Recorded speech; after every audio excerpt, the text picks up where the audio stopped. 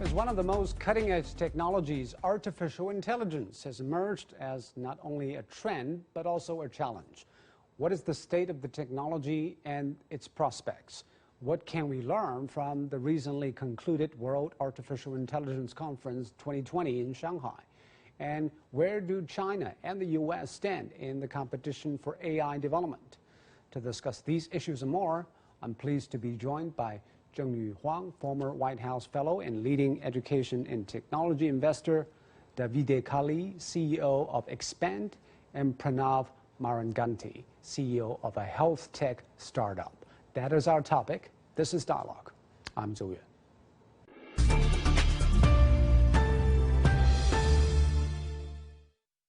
So let's talk about this year's conference of artificial intelligence in Shanghai. So, Zou Yue, what is your takeaway from this year's conference? And Pranav, what is your take on the future of automated driving? I think it's inevitable. Inevitable. But humanity has to figure out the best way forward. And we are experimenting, doing various things, and we will come up with something that works for everyone. If you expect people to change their behavior overnight, it's not going to happen. There is something called continuity of experience. You can't expect people to stop driving tomorrow. That being said, maybe our children will never learn to drive, and for them, automated vehicles will be a part of their life. So you're talking about a time frame of 10 to 20 years. Is that what you predict? I would say 10 to 20 years is a good time frame. Not for technology to be built, but the adoption of the technology, to see it where it's ubiquitous, it's all around us. I think. Are you suggesting there will be pushbacks from the people? It will be pushback from the people. Adoption is a big challenge. I hope there is someone who comes with a design, a new Steve Jobs, who will reframe our interaction with cars, and that will change how we look at transportation. I think everyone has certain idea of what it could be, but that product is not there in the market today. I know that you also are involved in healthcare services. At the conference this year, Zhang Wenhong, he is a very famous ICU doctor, head of the Center for Infectious Disease at Fudan University. He pointed out that AI has actually not been so much involved in the fighting against COVID-19 this year, and its application is still limited at the very beginning. So what do you make of his comments, and what role has AI played in healthcare and pandemic control? It was a pleasure to hear Dr. Zhang Wenhong speak at WASC conference. His comments were very insightful, and I think they provide a guidance for all of us who are building products on where we should look at and what we should solve. I think in his comments, he had two specific things which I noted down. One was AIs are not additive. They solve one problem in a silo.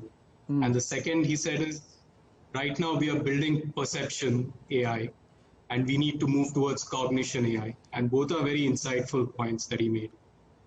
But I think his expectation from AI is artificial general intelligence. But right now, the capability that we have is artificial narrow intelligence. So there is a gap between his expectations. Maybe in future we'll be able to meet his expectations, but I think it'll take some time.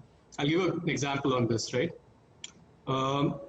If you look at healthcare and AI, there are two key things, two key places. One is public health, and the second one is a tertiary setting where AI is really useful.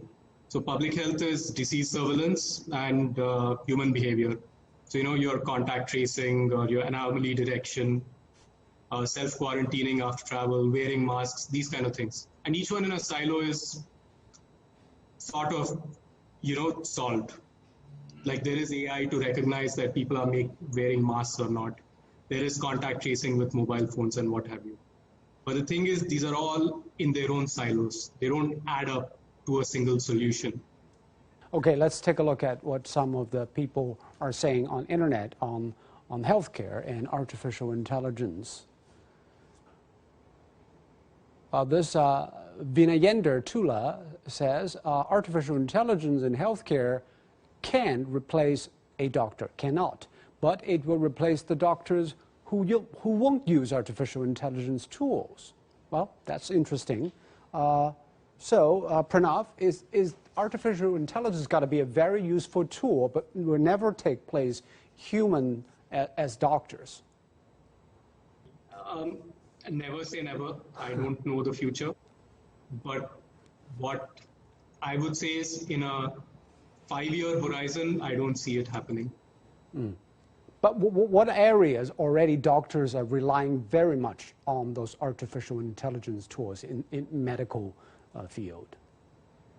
Tele-ICUs, radiology, home care, telemedicine, these are all fields which are highly automated. There are lots of tools and AIs available to help the doctors and nurse practitioners in better helping the patients and better delivering health services and delivering the right health services. That being said, there is no one thing where everything is automated. There are touch points, human touch points in healthcare delivery at this point of time.